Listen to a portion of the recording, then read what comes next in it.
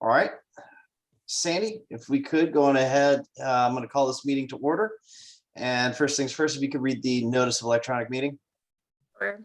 This meeting of the Thomas Jefferson Planning District Commission is being held pursuant to the Code of Virginia, Section 2.2-3708.2, which allows a public body to hold electronic meetings when the locality in which it is located has declared a local state of emergency, and the catastrophic nature of the emergency makes it impracticable or unsafe to assemble a quorum in a single location.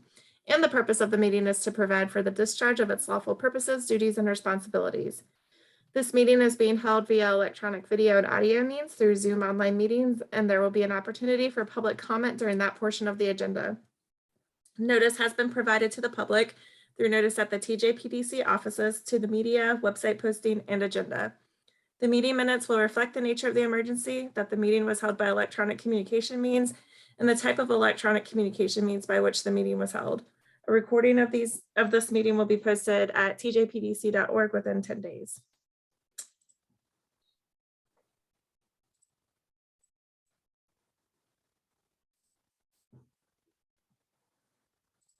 Mr. Rutherford, you are. Yes, sir, you're muted. I know that's such a rookie mistake after all these years. Ned, did you say something, or are you talking to me? Okay, I guess we're good. All right, let's go ahead and do the roll call. Ms. Shackelford. Sure. Councilor Payne. Mr. Sully Yates. Present. Supervisor Galloway. Here. Supervisor Andrews. Here. Supervisor O'Brien. Here. Mr. Smith. Ms. Wilkinson. Here. Supervisor Barlow. Supervisor Jones. Ms. Bishop. Here. Supervisor Herring. Here. And Supervisor Rutherford. Here. Did we miss anybody? Did Miss Jones say aye? I know she's here. I did. I think I forgot to unmute myself. I'm here. All right, great. All right, we got a quorum, right, guys? All right, so let's go on ahead and move on into matters from the public. We have some comments by the public, limited to no more than 2 minutes per person.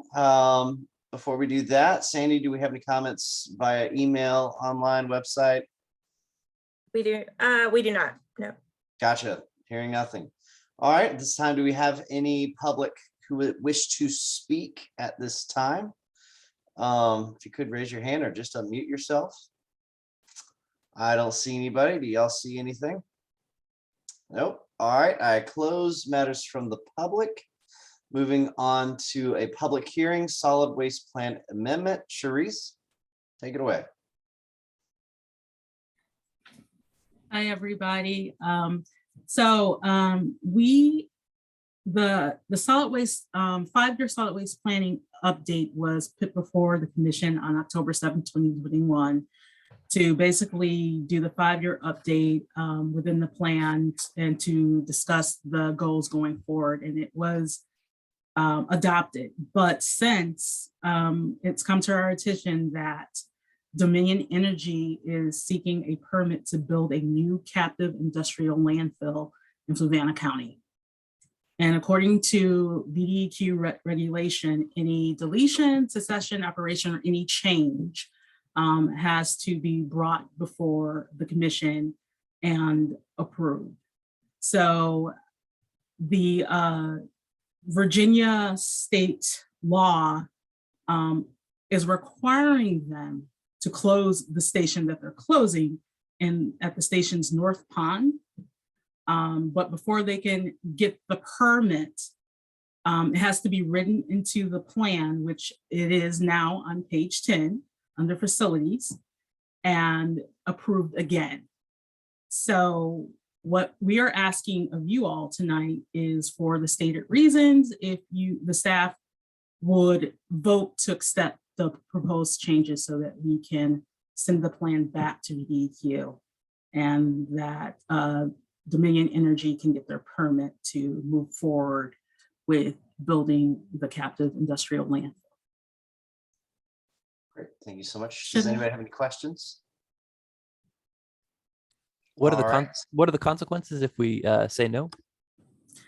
That's a good question, since they, VDQ, are the ones that's telling them that they have to close the current landfill they have. So a little bit of background on that, from what I understand when I asked about why they're being asked to close the landfill. Apparently, they are contributing to waste into the James River. And so they have to create a captive industrial landfill, and their deadline is this year to get that done. So if we refuse, I'm not quite sure what will happen, since VDQ is stating that they must do it, but they also must get approval from the commission to get the permit. I can check back and get that answer to you if need be. Thank It you. is a conundrum. Yeah, this is Tony O'Brien speaking. So this is all for the Bremo Bluff plant, I assume, when you're talking Yes. about the North Pond there.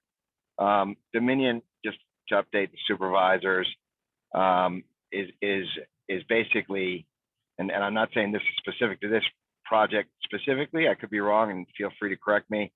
But Dominion is under regulations having to remove the coal ash that is currently filled, and this may be generating excess waste and part of the landfill that they have there as well too. Fluvanna County worked with Dominion, and instead of having Dominion ship all the ash pond to another county, they are doing a capped and lined facility almost directly next to where the existing capping is, but it is not lined. And so that's all happening in that area for this currently decommissioned power plant, previously coal power plant there. And I'm not sure if the two are exactly related, and you can correct me, but I just wanted to provide that background if anybody had questions with regard to that. At the end of the day, this is better for the health of the river, the James River there, and of course for any dust that is generated by the coal ash as well too. And they have an extensive mitigation plan to deal with the transport and removal of the coal ash in one pond into the next pond. And I believe, and correct me if I'm wrong, they're part of where they have this coal ash also includes this landfill. So that's my understanding. Okay, and if I'm not mistaken, we're not voting on this till later in the agenda, correct, Sharice? Say it again. Are we voting on this later in the agenda? I'm not Yes, it's sure. a resolution. Okay, yeah. All right, so we're just opening a public hearing to see if any public are here to speak about it. So we'll readdress it and vote on it later in the resolution. So, all right, we'll hold on to it. Let's go ahead and open, if there's no other questions for Sharice at this time, let's go on ahead and open the public hearing. I open the public hearing. Is there anybody here from the public that wishes to speak about it? I don't see any hands. I don't see anything. All right, let's go ahead and close the public hearing. Thank you so much, Sharice. I guess, are you gonna stick around or are you heading out, I guess? It looks like Christine's I'm got coming it. up again later. for I got something you. else. No problem. Sounds good. All right, let's go on ahead and move on to presentations. Introduction of our COO PD, Christine. Unmuted now. I am very pleased to introduce to you all. Can you guys hear me? Just confirm. You can hear me? Okay, thanks guys, sorry. I am very pleased to introduce Ruth Emmerich to you all. She is coming to the PDC as our Chief Operating Officer and Program Director. As in previous years when we had a Chief Operating Officer, it'll be a split position, 50-50, 40-60 time spent on administrative items for the PDC versus billing to our programs. We're really excited to have her. She does come by way of Albemarle County, where she recently served as the program director. She has extensive experience in GIS. She has a graduate certificate in local government management. She has a really strong background in managing projects, in relationship building, and in her management skills. And we're particularly excited about bringing her on as a strategic thinker, thinking about systems level and operations level change, and her experience with leadership. So we're very excited to have her. I was going to give Ruth the floor if she wants to say anything to the commission. Thank you, Christine. I just wanted to say to everyone, I'm glad to be here and I'm very excited to work on all the things that we'll be working on. There's a lot of good projects going on at the Planning District Commission, so I'm happy to be a part.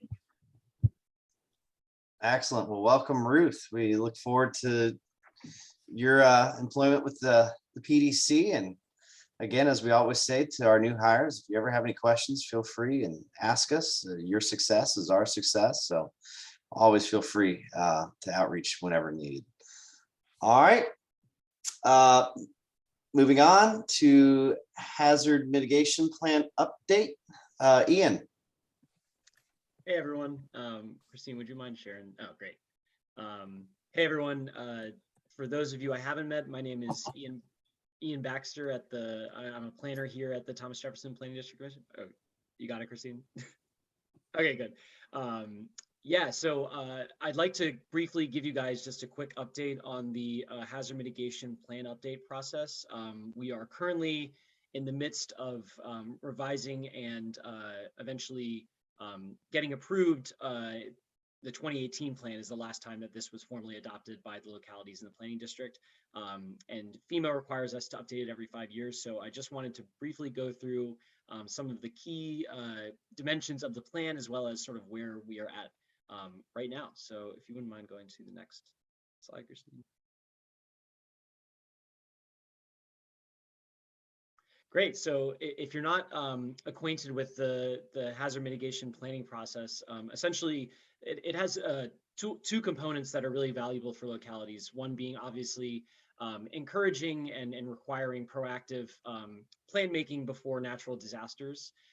But also there's an incentive that FEMA requires natural hazard mitigation plans as a condition for eligibility in certain mitigation grant programs. So localities will have to have either participated in a regional effort like we are here, you all are doing here with us, or have passed their own before being eligible for certain mitigation grant dollars from the federal government.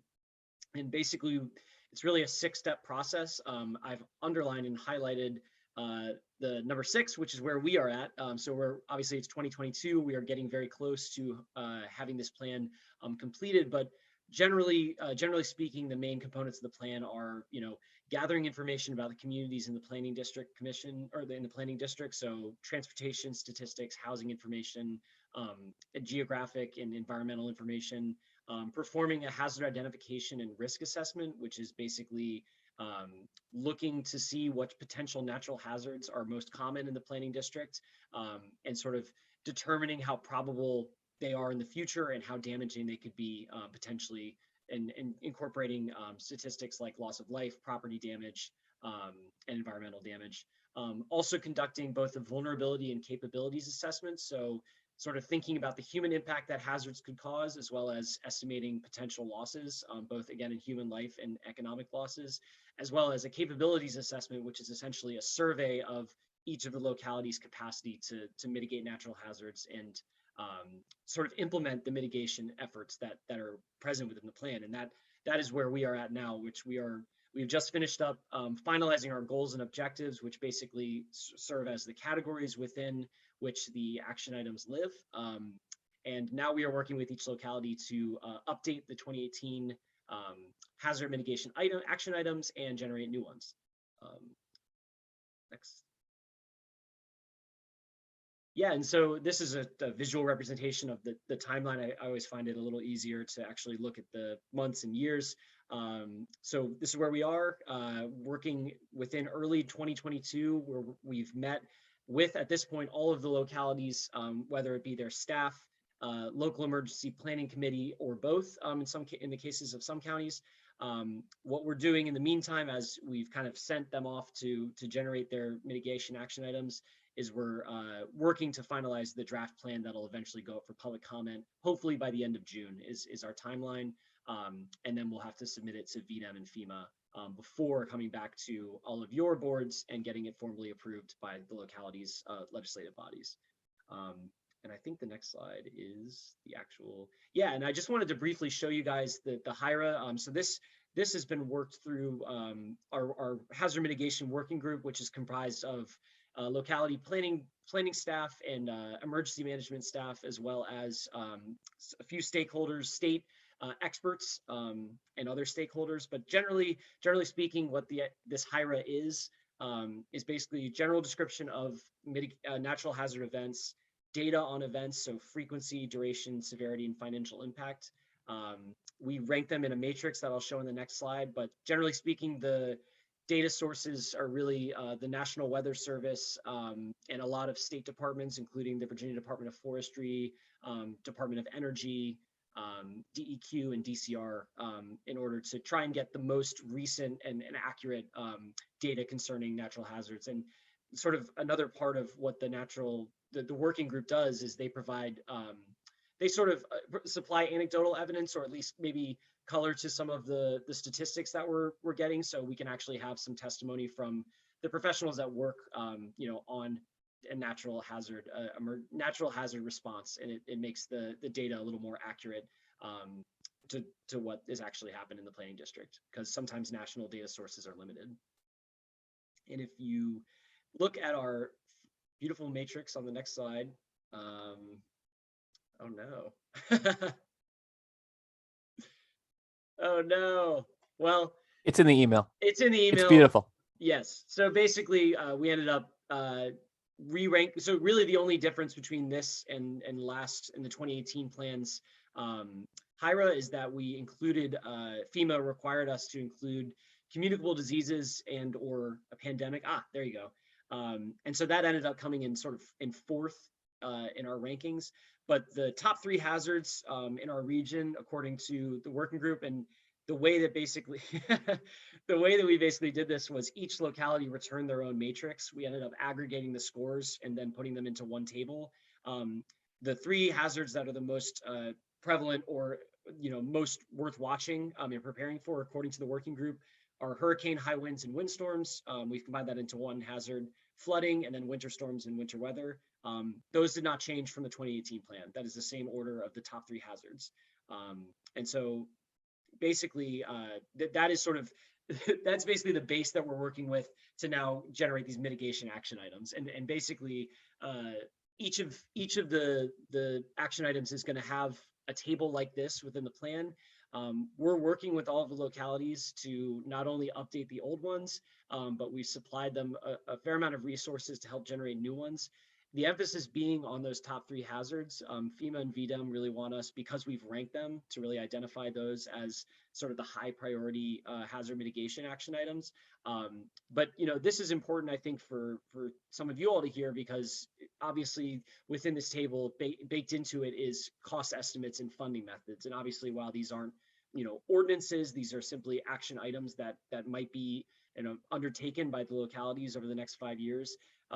One of the things we're really emphasizing with the planning and emergency management staff is cross-departmental collaboration on these. So really ensuring that the county and or city is aware that these are happening, or at least that this plan update is happening, so that in 2023, our adoption process ends up being pretty seamless, so that all the localities are eligible for the FEMA mitigation funds.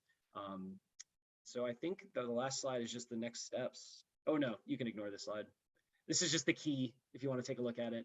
And this is basically a nice infographic that explains sort of, it goes from goals, actions, and then we think about actually implementing them into an action plan. But the next steps in terms of timeline is, right now, we've met with locality staff. So actually that one is already outdated, luckily. We are in the midst of basically providing them support as they revisit their old ones and generate new ones. We're finishing the draft rewrite, and we're going to allow for public comment in June. We'll submit to both VDEM and FEMA. Both of those have a pretty long runway in terms of the amount of time we have to give them for potential feedback, like between 30 and 45 days, I think, for both. So we've built out a considerable amount of time late summer and early fall to make sure that we have time just in case we need to revise anything. And then in the calendar year 2023, we'll be working towards formal adoption by all the localities including the towns within the counties. So that's all I got. Sorry, that was, so I should have just shared my own screen, Christine. I'm sorry. That was that. No, I'll interject and apologize. I keep getting a notice that my internet is unstable right now. So I apologize for the tech issues. That was my fault. But I'd be happy to take, Commissioner Soliates. Yeah, a question I get a fair bit from the public is not so much about what will happen when terrible things happen here, but what will happen when terrible things happen downhill and people come here. How are we thinking about that? Like in terms of being ready to sort of accept folks, new people. That's interesting. As of right now, I think that is determined. The locality will have to determine that as sort of a dimension of their action items. I'd be happy to sort of include something about that. I think that's worth bringing up in the general plan. But for right now, mainly the writing that we do here at the PDC is concerned primarily with the weather events and the economic. Yeah, exactly. But that's not to say that this process doesn't lend itself for localities to be creative with their action items. And I would encourage, if that's something that the city wants to look at, that can definitely live within the action items section. Thank you. Yeah, Commissioner Andrews. Yeah, I don't want to take a lot of time, but I really would love to get more information about how this matrix is put together. You mentioned it being an average, and it seemed to me that the spread of what different localities thought their risks were would be a very interesting thing to look at. I also am curious as to what Kaiser Permanente's role is in this. How do they evaluate? Are they evaluating property and business risks as well as health risks? I'm fascinated by this. Sorry. Yeah, so definitely. So all of the matrices will be included in the appendix of the plan. I'd be happy to send them over to you just for you to take a look for sure. Kaiser Permanente simply created that matrix. That was just that's the Hiram matrix that we used last time. I know that it was adapted from a hospital specific scenario, but because it has components of property damage, economic disruption, and loss of life, it was able to be adapted to a more broad, municipal wide risk assessment. But yeah, I'd be happy to provide that. I mean, I think it's kind of interesting to see sort of where some localities have highlighted, certain hazards versus others, because there are obviously slight variations depending on where you are in the planning district. All right, any other questions for Ian? Hearing none. Thank you, Ian. I guess we will be seeing this again. Yes. Are we good? All right. Awesome. Oh, not tonight, but not tonight, no, but in the future. All right. Wonderful. Thank you, sir. Back to Charisse, home art.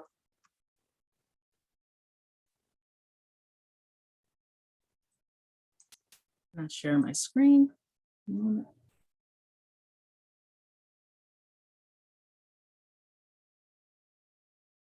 Okay. Hopefully everybody can see my screen. So the Home American Rescue Plan, Home ARP, in short, it's, if I can navigate my screen. Sorry, I'm having my own issues with navigating my screen.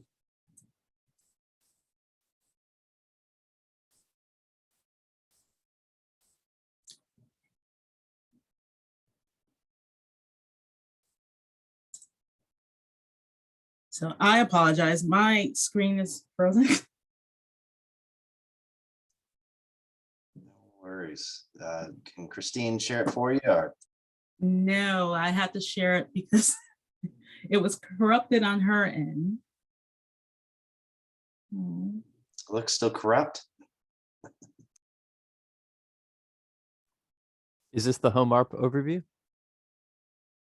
I have it open. Yes. If you want, if I can share my screen, that would be fine.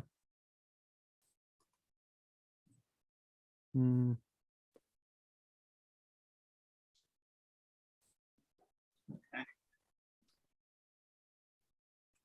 Sorry, everyone. Let me. Thank you. Appreciate it.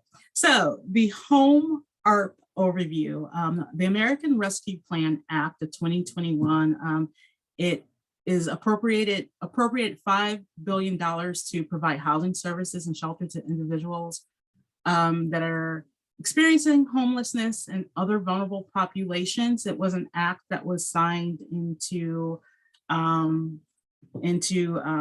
direction by President Biden in March of 2021, I believe. Hallmark funds, they must be used primarily for individuals and families that meet certain requirements. So it's different from our home investment partnership program, with which you guys have heard me speak about every year when the action plan comes around. Can we go to the next screen, please? My screen not working, has me a bit befuddled. I apologize. And could we make this a little bigger or a little smaller for me to see the whole thing? Thank you so much. I appreciate that. So the qualifying populations are the unhoused, as indicated by the McKinney Homeless Act definition, the at risk of becoming unhoused, persons attempting to flee domestic violence, sexual assault, stalking, or human trafficking, other populations, and that was defined as prevention of, once again, becoming unhoused, people who are in and out of being unhoused, who may not currently be unhoused at the time. They fall into this category to serve those of greater risk of housing instability. And veteran households, households with veterans as head of household or veterans within the household. Next slide, please. I think I skipped a slide because the qualifying activities weren't in there, and I apologize for that. It's important that you know that these funds can be used for acquisition. They can be used for tenant-based rental assistance. They can be used for serving the population with down payment assistance, utility help, for social services that need to be provided to the area. And I'm making sure I didn't forget one of these qualifying populations or eligible activities. I believe that's all that falls into that category. And to keep in mind, the eligible activities must be used for the qualifying population. That's what makes it different from the Home Investment Partnership. The Home Investment Partnership mainly depends on 80% or below AMI, whereas the Home ARP program is more dependent on the qualifying population. So the AMI isn't really taken into account. So within our region, we here, our 6 localities will receive, collectively our region will receive $2.4 million, a bit above $2.4 million. And the way that's broken down is that the TJPDC will receive 15% for planning and administration of the program. The rest of the 75% will go to the localities, and it will be split evenly among the localities. And within that, for the program, there is about $313,000 for actual projects. And for capacity building and operation each, there's $17,370 that can go towards that. So setting up the program, paying for utilities while working on the program. So completely setting the capacity for administering the program going forward, which can include hiring someone to administer the program to build that capacity, and operations, just the regular operations running every day of the subrecipients who will receive the funding for the program. Next slide, please. So in order to receive full funding, we have to do an amendment to the 2021, which would be the previous annual action plan. We have the 5% right now of the administrative funds to set up the program, the TJPDC does, but in order to get the rest of the funding for the program, we have to do this amendment, and this amendment will require us to have a consultation process with the community, and we've started doing that, or actually we finished doing that with the localities. We contacted localities and we talked to them about the funding and how it can be used and how it differs from the home investment program. We have to do public participation, and that will involve, we haven't done it yet, but which it will be, you know, a public participation process through Zoom, in person, depending on how things go. And online, we will have the allocation plan for this amendment and a description of the home qualifying populations within the jurisdiction. So letting the public know what are the qualifying populations, like I did earlier. Next slide, please. The next steps would be consulting with the area populations who work with qualifying populations. So for example, the COC, we have TJAC here, and they work with the unhoused. Meeting with them, meeting with other organizations who work with the populations I mentioned before, you know, the domestic violence centers, getting their input on how they feel the funding can be used in our area, filling in those gaps of the items that we normally don't deal with here at the TJPDC when we're dealing with other housing funding. We will create a gap analysis, which is a requirement to go into the amendment and submit that to HUD, and create and submit an amendment to the 2021 action plan for the release of the funds. Next slide, please. Oh, I had a slide in there about questions. So if anyone has any questions about this, please direct them to me and I can answer your questions for you. All right, any questions for Sharice at this time? I just want to point out, I'm sorry that I didn't say this earlier, but when you scroll down the presentation by page, you're missing the fact that there were 2 slides per page. So every other slide was missing from the presentation because it was further down the page. Apologies. Oh, no, it's fine. If you I was look at like, your I'm packet, missing some they're all things. there. It's- Yeah. Okay, yeah, well, that's good. They're all there. They're all there. So not to worry. Thank you. Thank you. I'm going to ask the question.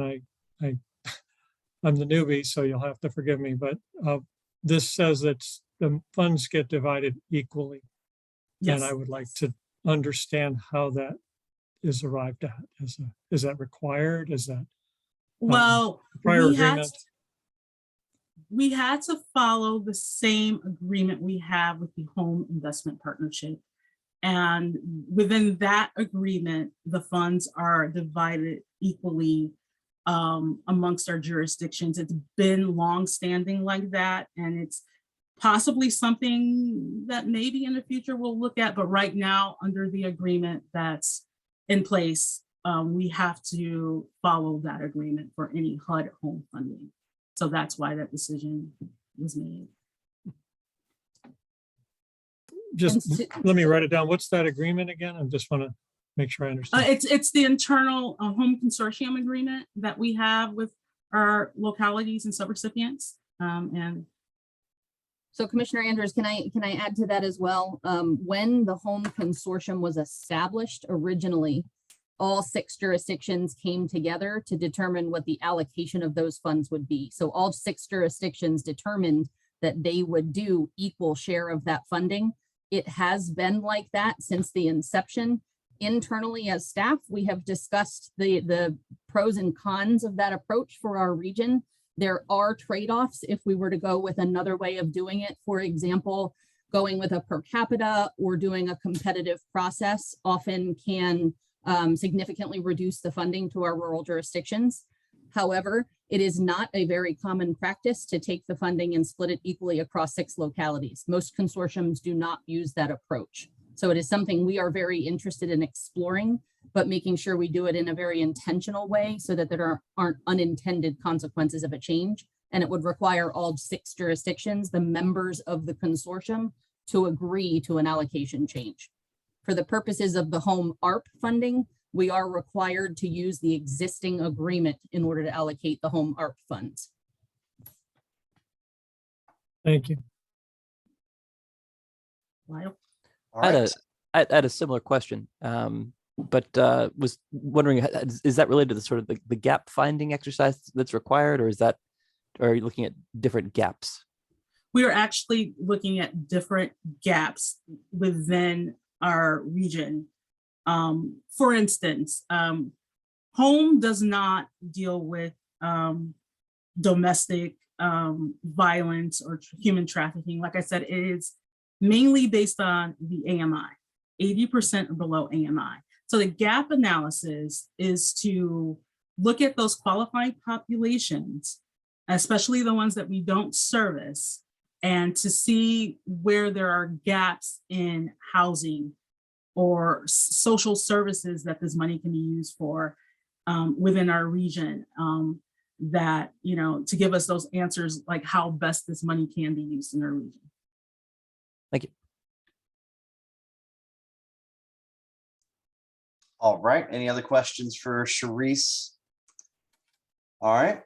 Hearing, yeah, Sorry, Chair Rutherford, I just wanted to note this will come back up later as a resolution. yes. Later in the agenda, we are asking, as the resolution will get there, I'll explain a little more, but we would like to seek the services of a consultant to help us with the gap analysis, to look at the qualifying populations and where the greatest need is, so that we can share that information with the localities as they determine where they're going to use their funding, that they're doing it in a data-driven way. So as the resolution that's coming up is just to seek consultant services, since it's not already in our budget.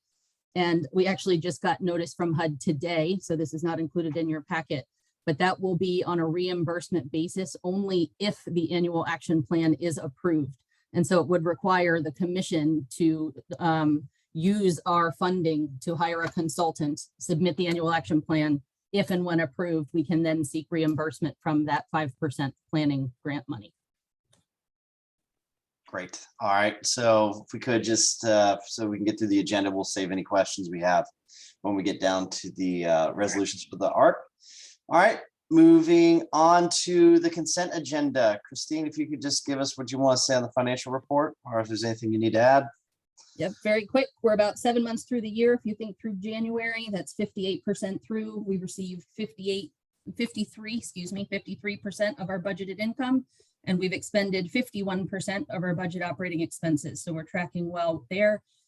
January, we saw a net gain of 9,246, which means we have a revised net gain for the fiscal year in the amount of 11,756. Excellent. Thank you so much. And also just reminded myself that we forgot to do roll call earlier. So when we do the vote on the consent agenda, if that could also be roll call, that would be great. Yeah, I know. Yeah. We did it. We did roll call. Oh, did we? Mhm. Okay, great. All right. I wasn't sure if we did or not. Awesome. Thank you guys for keeping me straight. So let's go on ahead. If anybody has any edits for the minutes, anybody have any comments about that? Hearing none, it's the chair's opinion that we approve the consent agenda as presented. Do we have a motion? So moved. Motion from Mr. Herring. Do we have support? No. Second. Second. Second from Mr. Andrews. Moving on to discussion. Any discussion? Hearing none, let's just go ahead and do a quick roll call. Counselor Payne, Yes. Mr. Sola Yates, Yes. Supervisor Galloway, Yes. Supervisor Andrews, Yes. Supervisor O'Brien, Yes. Mr. Smith, Ms. Wilkinson, Yes. Supervisor Barlow, Yes. Supervisor Jones, Yes. Ms. Bishop, Abstain. Supervisor Herring, Aye. and Supervisor Rutherford. Here, or not here. Aye. Dang nabbit. It's a long day, guys. It's a long one. All right. Thank you all for approving the consent agenda. Moving on to new business, transportation work program. Lucinda? Thank you. I'm going to share my screen.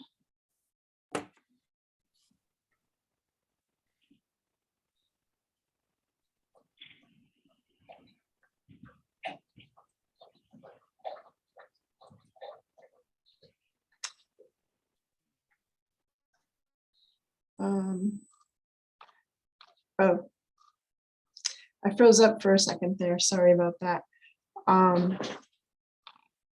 Here we go. So I'm going to go over the fiscal year 2023. Can you guys see my screen? Okay. Yeah. Okay.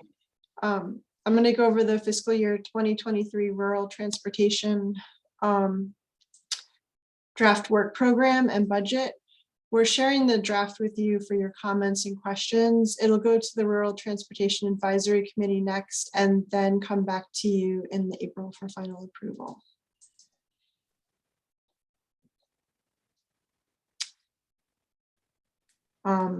I don't know if you guys can hear me, but my computer's completely gone black.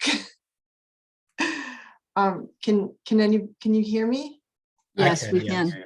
Okay.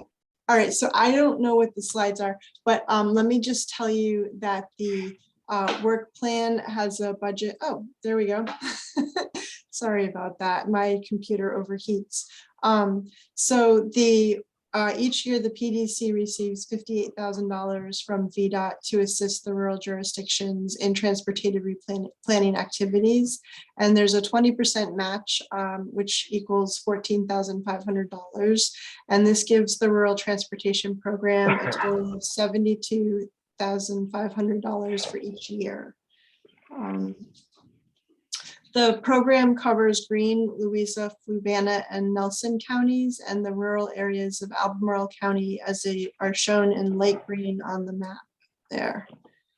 The dark green is the MPO area. Each year, the TJPDC staff develops a work program based on VDOT priorities and jurisdictional needs. Last year, the work program included a work on Route 29 North Corridor study, a rural town and bicycle and pedestrian infrastructure assessment, a Zion Crossroads Gateway plan, and general planning and application support. This year, in addition to ongoing activities like program administration and planning and application assistance, there are 2 new activities which arose from our partners, and also they align with current regional transportation planning efforts. They're a rural transit needs assessment and prioritizing pedestrian and bicycle infrastructure recommendations. The rural transit needs assessment would be a collaborative project with JAUNT. Staff from both agencies will work with rural jurisdiction staff to identify populations and geographic areas that are transportation challenged. The project will develop a report identifying and quantifying the need for additional transportation services in rural jurisdictions. The resulting needs mapping can be a base for JAUNT to develop service scenarios for rural jurisdictions that desire more transit services. This project complements additional planning efforts like the Regional Transit Vision Plan, the Regional Transit Governance Study. JAUNT is currently doing a transit development plan that it'll complement nicely, and also some local jurisdictions are working on their comprehensive and zoning updates, which will also be a good complement for this study. The second major project is undergoing, it's under the last task, task 2.4. It's activities around transit, travel, demand management, and pedestrian and bike infrastructure. The bulk of this year's task 2.4 will be to prioritize the recommendations in the Thomas Jefferson area bike and pedestrian plan. VDOT has recommended that we prioritize the recommendations in this plan to better direct planning resources to support funding applications for rural bike ped projects.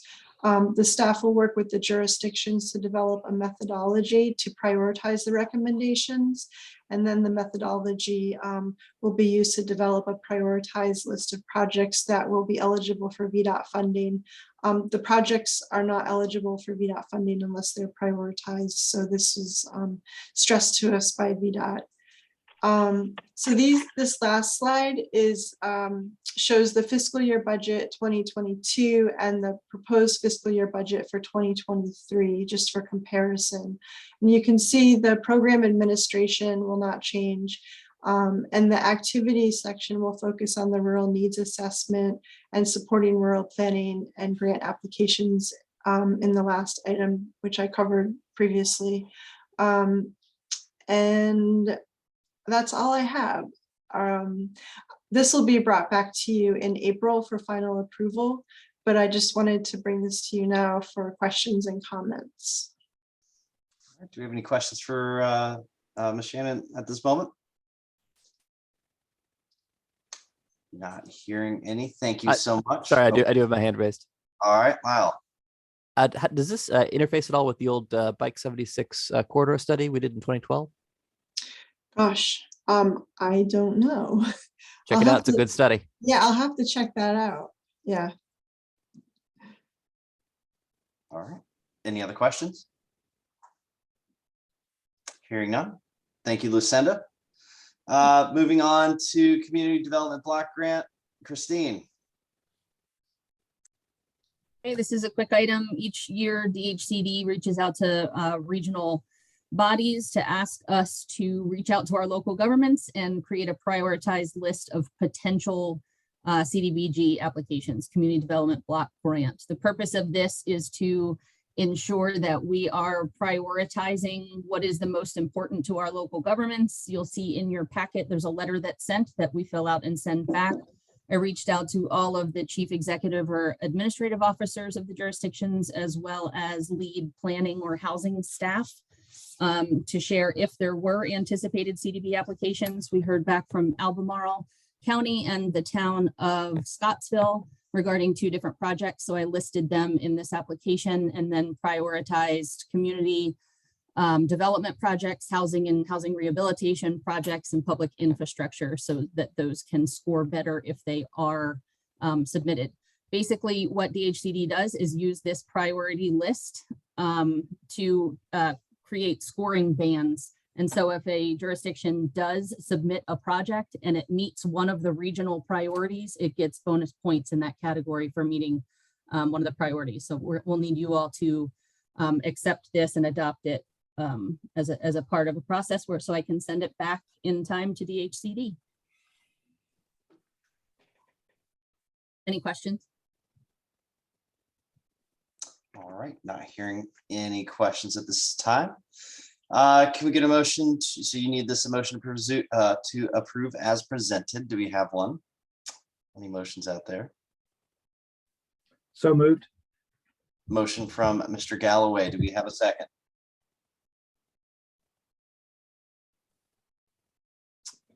Second. Second from Mr. Payne. Any discussion?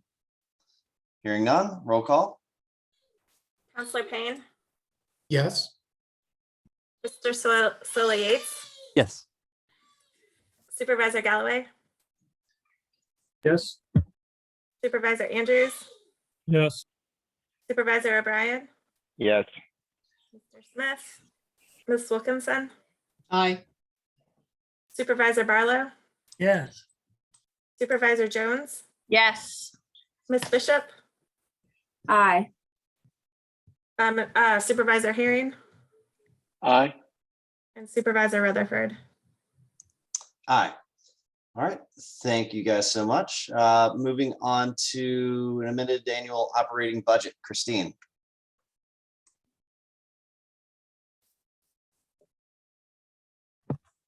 Can I get verification? You guys can see my screen. We've had enough tech issues. I don't want to talk without you being able to view it. Yes. Okay, great. Thank you.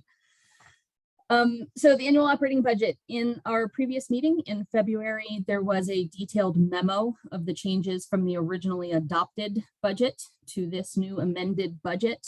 As anticipated, between February and March, we had another series of changes. So I just wanted to walk through a couple of those before you all consider this.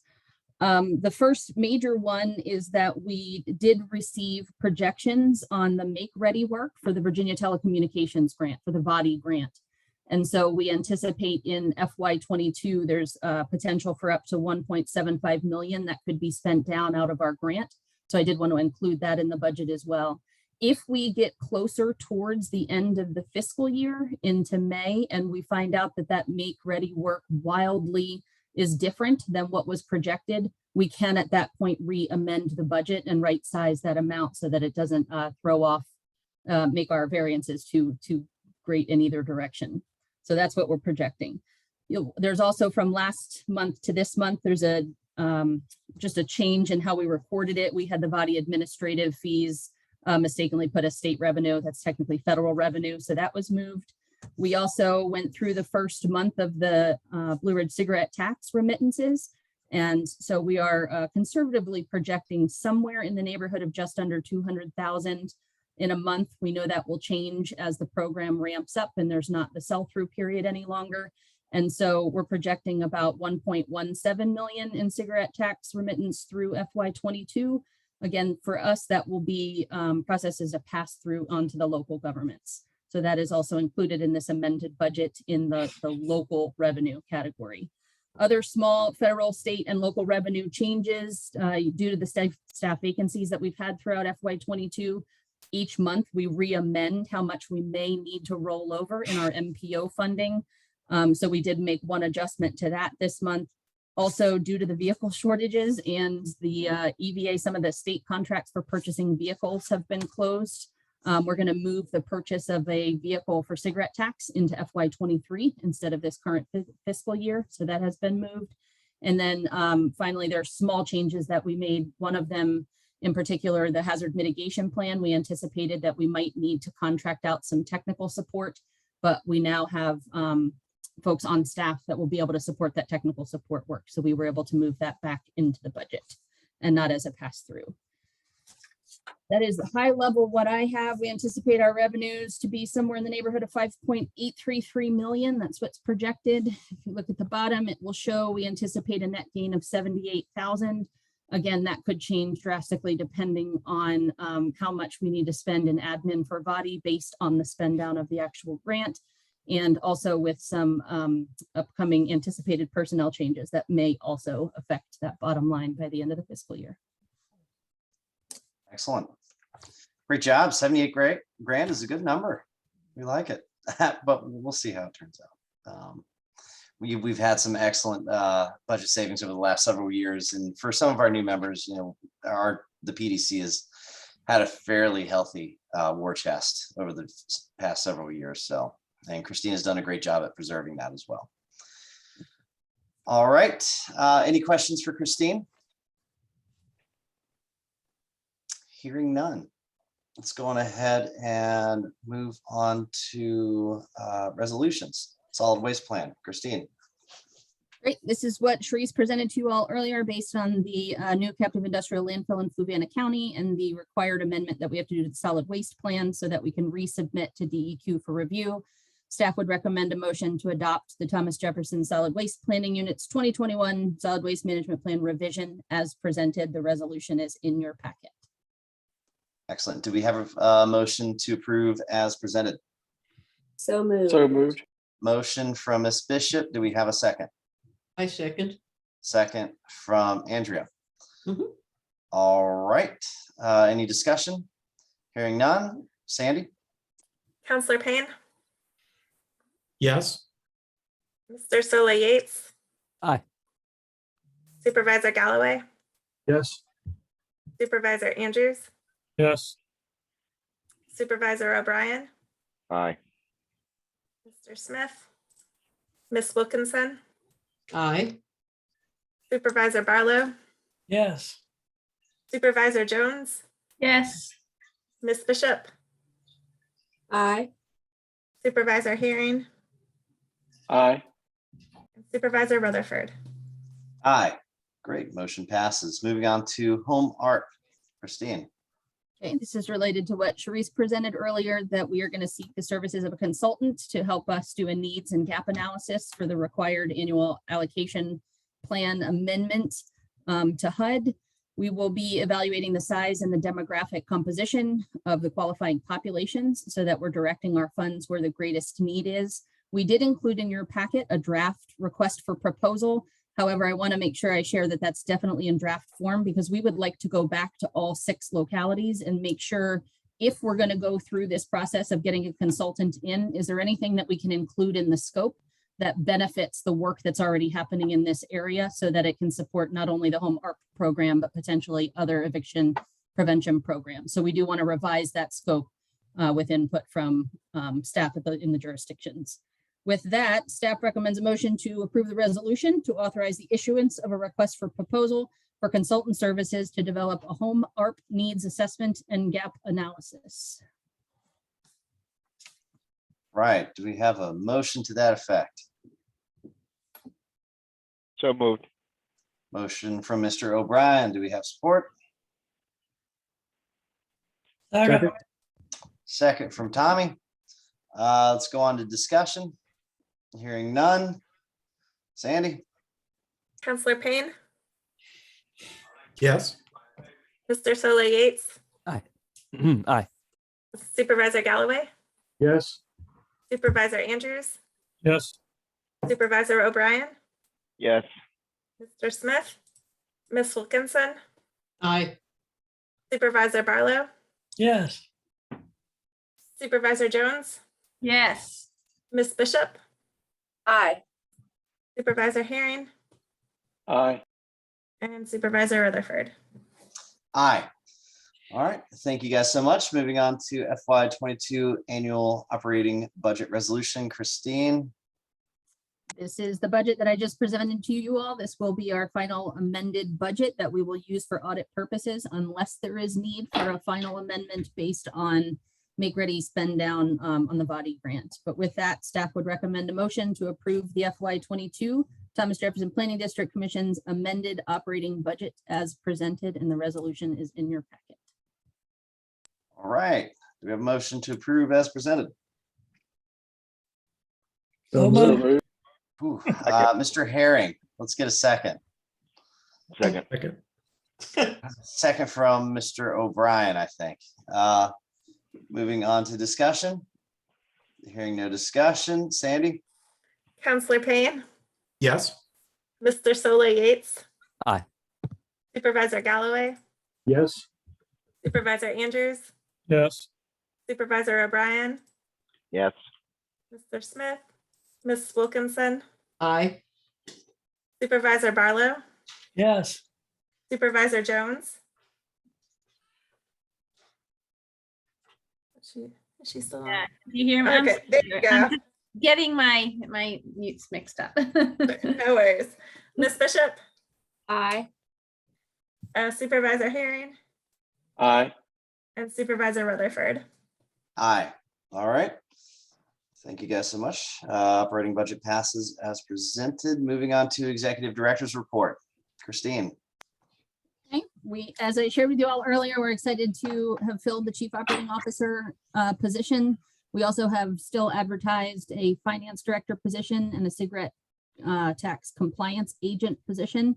This didn't make it in the packet because we just learned last week, but I am very sad to share that Dominique Lavarada on our team has accepted a position in the private sector.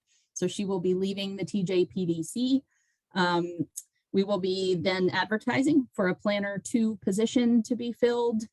While we will miss Dominique terribly, she has done great work for us and we have loved working with her. In all change, there is opportunity. And so with Isabella O'Brien having an environmental science background, it does prevent a really good opportunity for her to move more into our environmental programming. So she will be taking lead on the Watershed Improvement Plan, the WIP program. She will also be leading the Rivanna River Basin Commission, RRBC, and continuing to support the hazard mitigation and solid waste work. So we'll make a bit of a staff change there to move her into environmental and then be able to hire a planner that will help support the MPO, rural transportation and general planning needs, small area planning, things like that. So we will be advertising that soon. Other updates, we are working diligently to reinstate the e-newsletter. We would like to start putting back out a monthly e-newsletter, updating the community and our stakeholders on our programming. So we have created the template. We are working to build the content and we should be putting that out within the next month. We are also continuing to support the United Way's tax prep program. So they are still using our Water Street Center for the tax services that they provide to our lower income community. And then David, I don't mean to call you out. I forgot to warn you of this, but did you want to discuss the ED evaluation at this point, or did you want to wait until later in the agenda?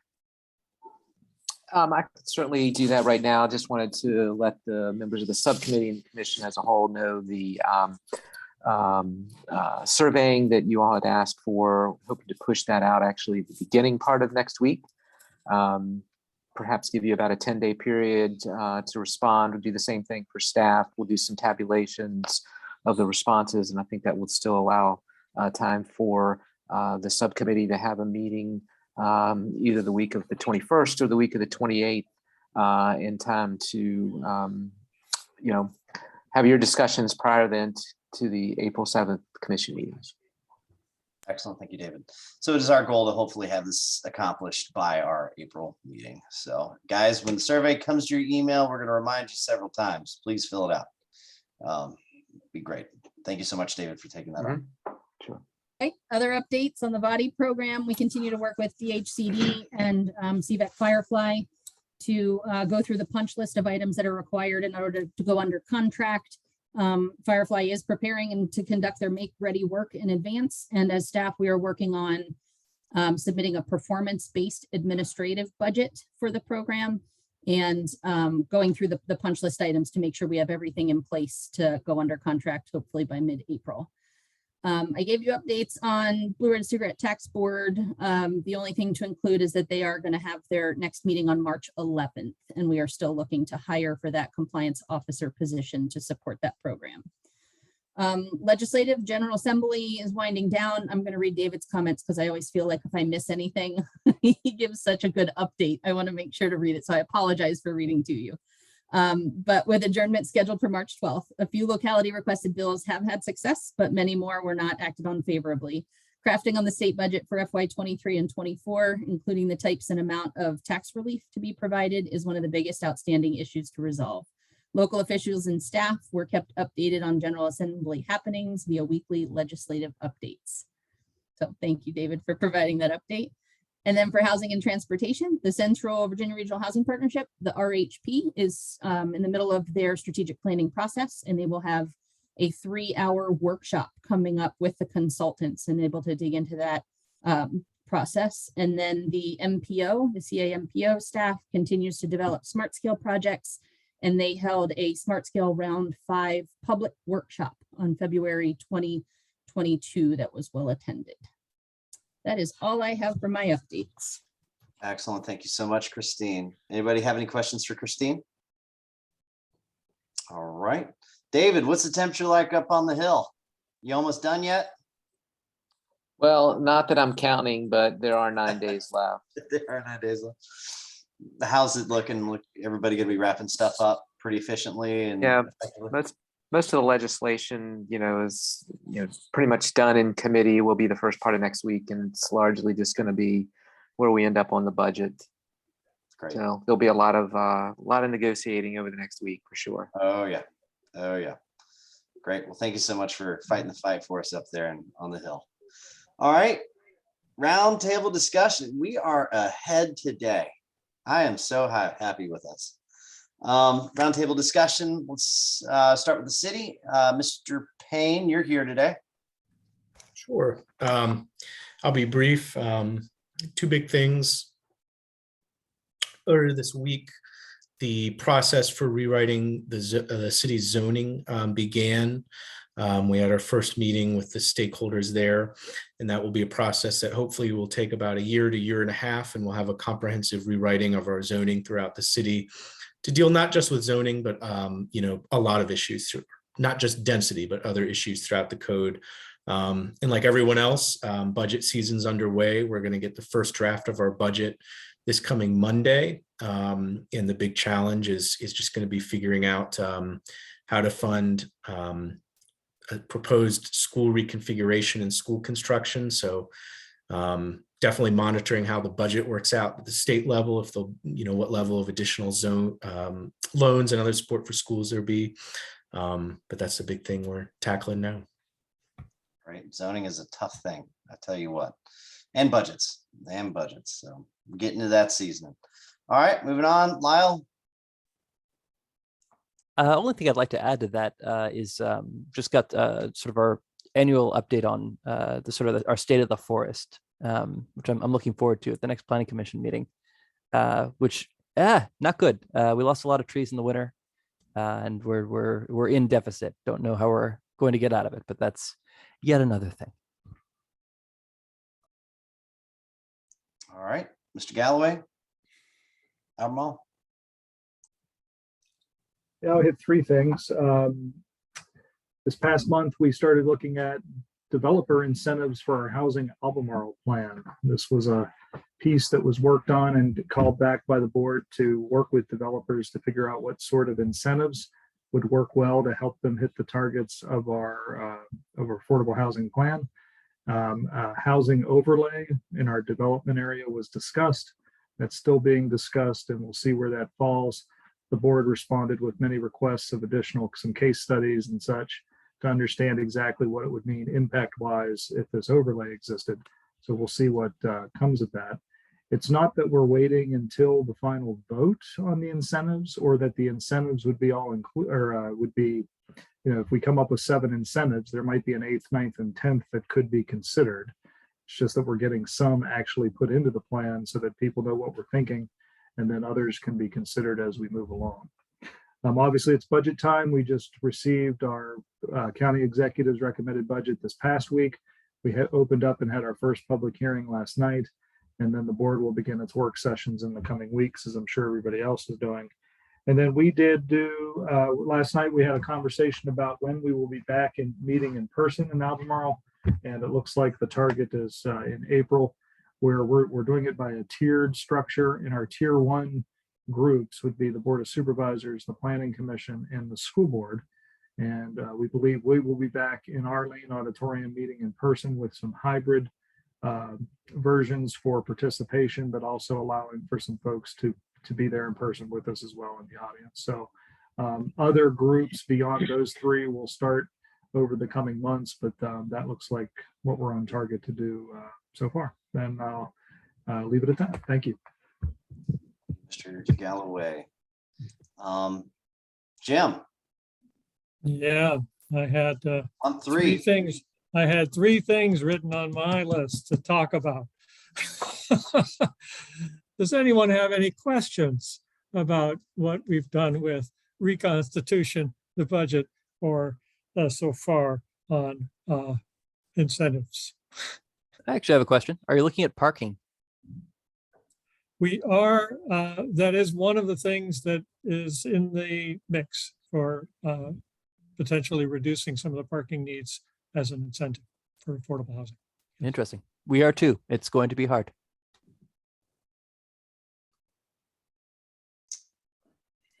If no questions, I'll let it go. Thank you. All right, let's Chair Rutherford, make sure you call Mr. Andrews first next time. Give him okay, I got you. All right, April, I'll make sure I call him first. Awesome. Moving on to, let's go to Louisa. We'll start with the new blood first. Rachel. All right. Well, I'm sure Tommy will have some stuff to add, but I'll tell you one thing that's sort of a hot button issue right here. And I talked to Sandy a little bit about this today, is the VDOT Kettleson TJPDC meeting that was held, a virtual public meeting about the new bow tie design up here in Zion's Crossroads. And I will tell you, it did not go very well with the community. They are very confused about it. They do not understand it. They have requested for an additional public meeting, which will be in person. They didn't feel that they got their questions answered during the virtual meeting. And I've received tons of calls. Our county staff has received calls. Our former Board of Supervisor, Mr. Babiak, is not on board with the new plan, with the plan either, he says. So we've asked VDOT to possibly sit down with me and county staff and our county administrator and just take another look and see some get some thoughts on what are priorities in that plan and what are not. I think there also might be a little confusion between the county and TJPDC about what's going to smart scale, what project we have moving forward. So I think we need to get some clarity on that for Louisa County. So we're all on the same page.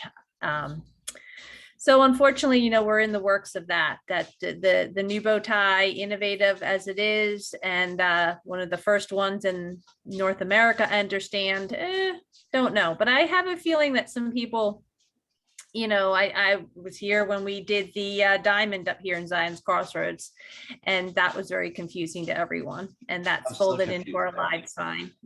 You're still confused. Yeah, you can tell people who don't live around here. A lot of stop and goes and brake lights. A lot of confusion you can always tell new people. You're like, oh, they're not from around here.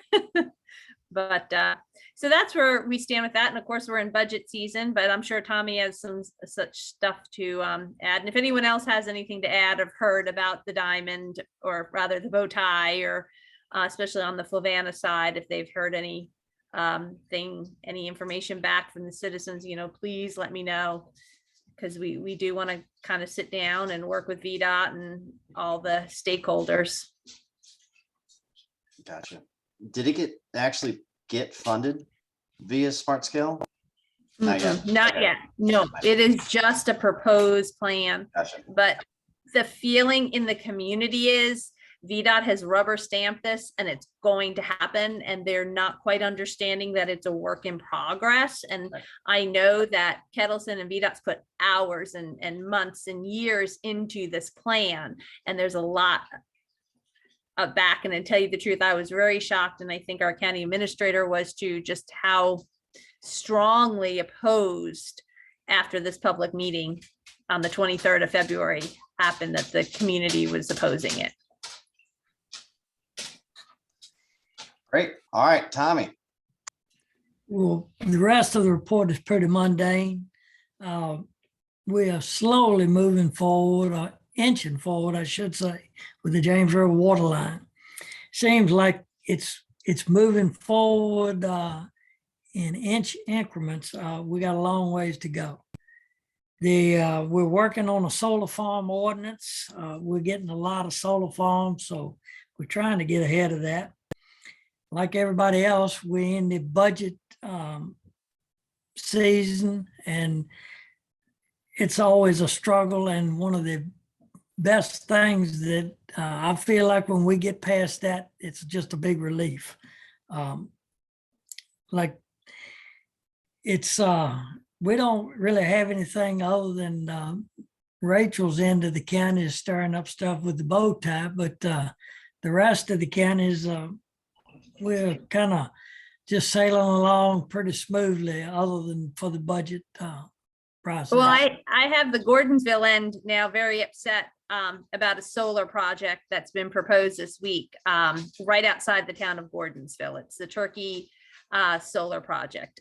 That's the other end. I'm upsetting them from Zion's Crossroads to Gordonsville. Well, not me, but they're getting upset. So there's a lot of feedback, unfortunately. Well, I can't say unfortunately, we're still working through it, but a lot of concern about a solar project outside of Gordonsville. Gotcha. Great.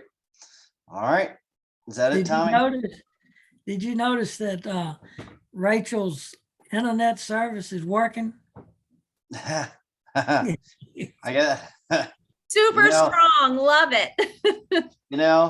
Western end of the county. Come on, Tommy, come this way. Well, Bob was on the western end of the county too. He had the worst internet known to man. He might have been on Comcast, so he's only a mile or two from me. So I don't understand that. I've heard. Yeah.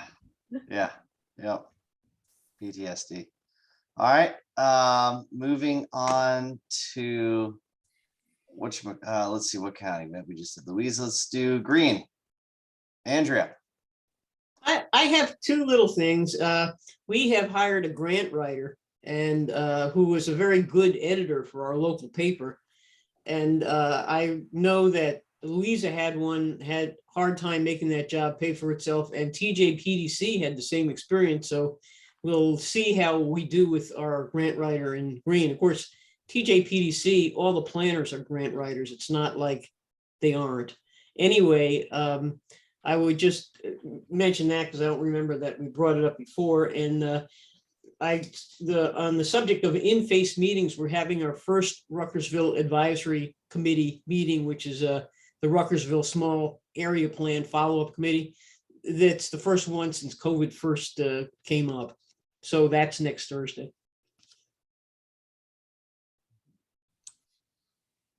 All right. Thank you, Andrea. Mr. Herring, tell me about Yes, glamping. sir. Sure. That seems to be the hot topic still. It's going to be a hot topic from now until whenever, but that's not until April on our agenda. I'm sure that Christine will show up for a meeting during the night. A couple of things. We're still doing RSA situation. We had a short meeting the last time we met, and 2 supervisors went to the Orange County Board meeting and 2 went to the Madison County Board meeting during public comments to make some statements.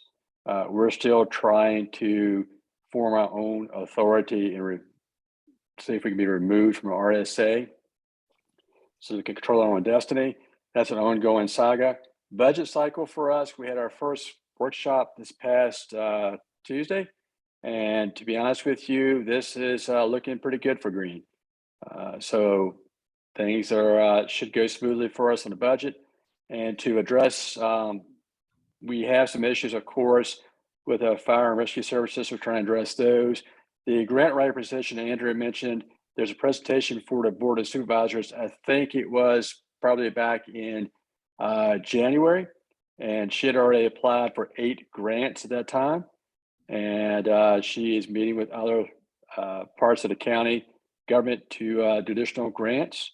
And we've been meeting in person for quite some time now, not as long as I think as Nelson, but one of the things we are working on is trying to improve our audio video connections. We do a Zoom combination with a Granicus system, and we're trying to find a better way to integrate that. I know Albemarle County does an excellent job at their presentations, and we're trying to find a better way to do that. That was part of our last meeting. That's pretty much all I have, sir.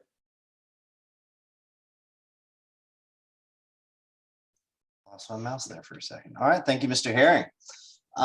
Moving on to Fluvanna. Tony. Is Tony still here? Yeah, he's here. Yes, sorry, I'm here. All right. Okay, so yesterday we passed our first affordable housing apartment complex in Fluvanna, and it's going to be located just off of 53 and 618, what we call Colonial Circle, about 125 units. And that's being done by the Pinnacle Group, which does a good job running their affordable housing programs. It narrowly passed, and it is getting some support from the county. So it was interesting to hear how Charlottesville and Albemarle are, adding additional support measures for attracting affordable housing. I think there's still unfortunately, concerns when it comes to rooftops and what that means, and a lack of understanding by some members in the community in terms of the real need for true affordable housing. Previous board meeting, we actually turned down another affordable housing project, deferred it, but I believe that they're probably moving on for another apartment complex for senior affordable housing, which would have been located just down the road as well too. And I was disappointed to see that happening. So I know the TJPDC has done a lot of work to try to bring affordable housing messages to the communities and to the counties, but more work still needs to be done there, because we certainly shouldn't be turning those down at this point in time. We're in our budget season, and we've been at it for a couple of weeks now.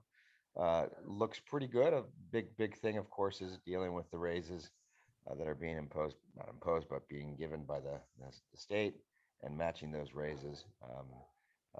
We're certainly headed in that direction, but the schools are asking for a pretty big ask, and we're waiting to see how the final numbers come with regard to the Commissioner of Revenue in order to see if we can stay at a flat rate for this year. which is our goal. Other than that, not a whole lot else to report, just business sort of as usual. As Mr. Barlow mentioned, the James River project is inching along. The Zions Crossroads project for Fluvanna County, which is water coming from the DOC, is at the 99-yard line and somewhat stalled due to some litigation on that side, but we expect that that'll be resolved within the next few months. I know you've all heard me say that over and over and over again, and I keep on waiting for that magic moment when we can actually say, yes, water is flowing. Water is in the pipes and it's in the tower, but it is not flowing yet. And then lastly, in response to Rachel's question about bow tie concerns from the Fluvanna County side, I have not heard of any. I'll be sure to follow up with our county administrator and pass along any of those concerns if we have heard from those. I have heard it mentioned, but I have not heard any major concerns from that standpoint. Thank you, So that's Tony. all I have to report. Yeah, absolutely. And welcome aboard. Thank you. Thank you, Tony. Dylan, Nelson County. Yeah, I've got a few things going on. So we're meeting about some smart scale applications, which the PDC graciously takes care of for us. So looking forward to getting those in. We're kicking off our comp plan update with our consultant this month. So not next week, but the week after. We are having our staff kickoff meeting with the Berkeley group. Applications we've got coming forward. We've got a 51 site mobile home park going to the board, a glass blower and art gallery on Route 151. And we've got the Service Dogs of Virginia want to locate a facility. So we're updating our ordinance about kennels on the commercial side of it. So lots going on, lots happening here. So looking forward to that comp plan update that'll help us make those decisions a lot better and make recommendations, more effectively.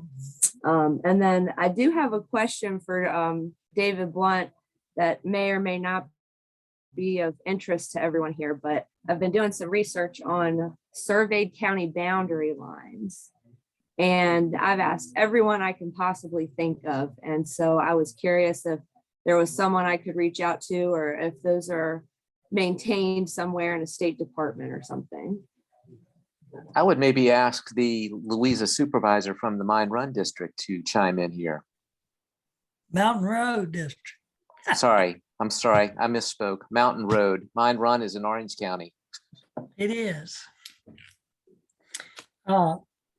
We have done a boundary line adjustment with Goochland and one with Hanover. And as far as I'm concerned, both were fiascos. Which county are you talking about? I've had two different surveyors reach out about boundary lines with Augusta County. Well, hold on. I think we're going to resolve this ourselves, Dylan. We don't need to. We're going to do a good old. Are you talking about the Wintergreen side? No, it's not related to that. I have my ideas, but we're going to annex it. For those who don't know, there's this probably $10 million worth of real estate that is in Wintergreen that is actually in Augusta, ironically. So this has been a long time commitment that I've told Augusta that we were going to take our local dog hunters and a Nelson County flag and just stick it up there and call it a day. Take it back. So nice. Thank you, Dylan. What else you got? That was it. Thank you. All right. Guess over to me. Comprehensive plan. That's going to be a very large conversation coming up. It's going to be a year or two, more than likely. Conversations about affordable housing. What does that look like? Obviously, having a manufactured housing community come to the county for new development has engaged an interesting conversation. We also have some definitions on vacation homes, which will be interesting for those who don't know. Nelson County has probably close to 600-700 Airbnb VRBO homes, so short-term rentals in our county. We'll see how definitions of a vacation home for zoning purposes may or may not change. But beyond that, the big news is the new county administrator role that will be opening up in the end of July. So any pointers that you could send my way would be great. Mr. Herring sent me some, and anybody else who has done this before or done an RFP, greatly would appreciate any advice. So that's, how long did it take you, Dale? Did it take you 5-6 months? Yeah, if I remember correctly, we had an interim for a budget cycle. We had to hire it in December. Right. And the interview, he came on board about 3 or 4 months later due to prior commitment. So we have one from a year of the starting process, but we went through the process starting from June till December. Right. Gotcha. All right. Well, sounds good. Other than that, Dylan, I don't know why I'm drawing a blank, but everyone's getting internet, so I'm kind of running out of exciting things. So we're gonna shake There's a things first up. time for everything. I know. Me being me having all my words taken away, but I appreciate it. And let's see what else. Do you want to touch on what's upcoming, Christine? For the April meeting, what's coming up is the Rural Transportation Work Program brought before you for approval. The draft operating budget for FY23 coming to you next month in draft version only for your review and for questions. We'll need to appoint a nominating committee for the TJPDC Commission officers next month. And then we'll be bringing you Unified Work Program, the UPWP for the MPO, as well as the Virginia Housing Grant. We have the reviewers are, the reviewers are looking through the applications now, and they will bring back to you all next month a recommendation for grants that we should give using the Virginia housing money that we received. That's all for next month. Excellent. And also, if you all could please continue to monitor your emails for this upcoming survey. Those will be going out Monday or somewhere in that range. Do we decide, David? We are working to get the survey in the form that it needs to be. We've run into a few challenges. So if it's not Monday, it will be Tuesday, and we'll probably just, again, go 10 days from there. So yes, first part of the week. Thank you for your patience. No problem. Not a problem. All right. Thank you, David. Other than that, we're ending this meeting 33 minutes early. So that is an impressive thing to do. Nobody has anything else to say. I don't hear anything. Let's get a motion to adjourn. So moved. Tommy's a motion. Do we have a Second. second? All right. By acclamation, all in favor, say aye. Aye. Aye. Excellent. Anybody in opposition? Great. All right. It's nice to see you guys. Look forward to seeing you in April. Monitor your emails, and we'll send out some reminders to make sure you fill out those surveys. So thank you, guys. See y'all. Good night. Night, Good night, everybody. Good night. Thank you. Have a good week. Thank you all. All right.